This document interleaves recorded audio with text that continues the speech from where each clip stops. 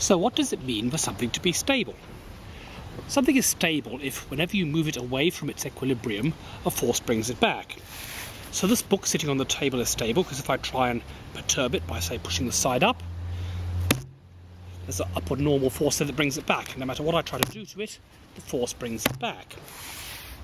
If, on the other hand, I take a pen and balance it, I can balance it so the forces are in balance, it's in equilibrium, but if it tilts even slightly one way or the other, the forces become more and more out of balance, so it tips even more.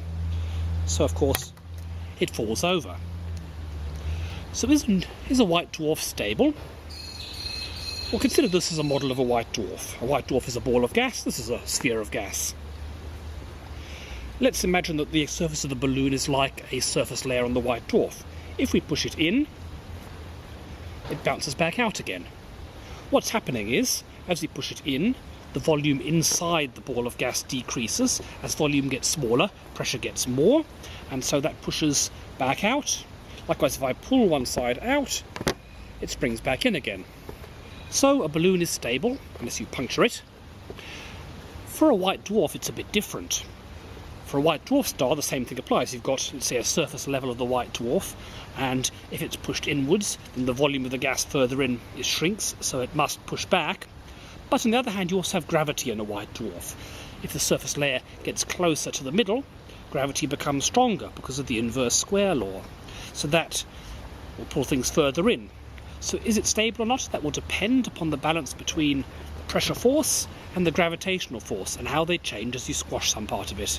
So you've got a simple model of a star, which is that it's a sphere of uniform gas with a shell on the outskirts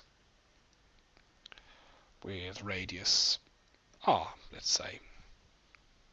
And the question is the shell going to be stable?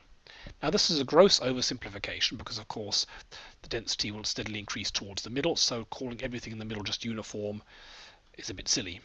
And you've also got gas on the outside, which we'll ignore for the moment, though it turns out it works perfectly well if you put that in as well. But let's take the shell and push it in by a little tiny bit. How, as it's moved in, there's going to be less volume inside. As the volume goes down, the pressure will go up, and so the pressure will push back out with some change in the pressure. On the other hand, when you move closer in, gravity is going to be stronger because you're closer to the center of the whole mass system. So the question is, how do those two effects differ? Now, one thing we're going to have to figure out is how pressure changes as volume changes. If you've got an ideal gas, then it's just PV equals a constant, nKT typically. So as pressure goes up, volume goes down, or vice versa. However, that's not always generally true. It may be true for an ideal gas that's kept at the same temperature, but if the temperature changes when you compress it, then all bets are off because this constant isn't so constant anymore. So in general, what people tend to use is PV to some power gamma equals a constant. And if gamma equals 1, that's the ideal gas. But in other situations, for example, where the temperature is not fixed, then gamma may not be 1.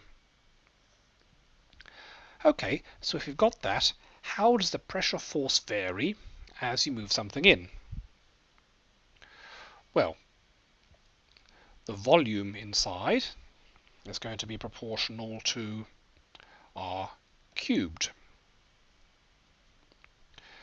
The pressure is therefore going to be proportional to 1 over v to the gamma, which is, and v proportional to r cubed, so it's 1 over r to the 3 gamma.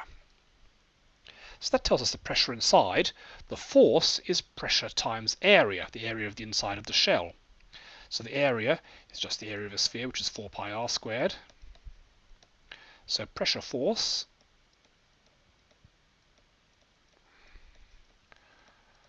is going to be pressure times area. That's the definition of pressure. It's a force per unit area. So it's going to be this times that.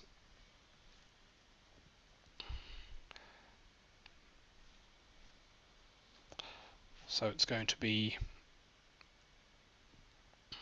r squared. I'm going to write that instead of 1 over r to 3 gamma, I'm going to write it as r to the minus 3 gamma, which is the same thing. So it's going to be proportional to r to the 2 minus 3 gamma.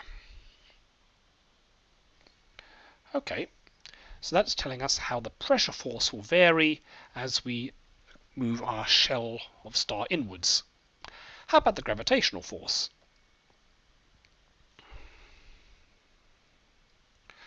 Well, the gravitational force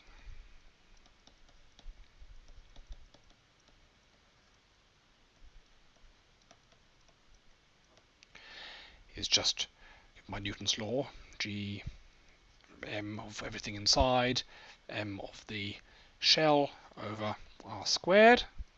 So it's just proportional to r to the minus 2.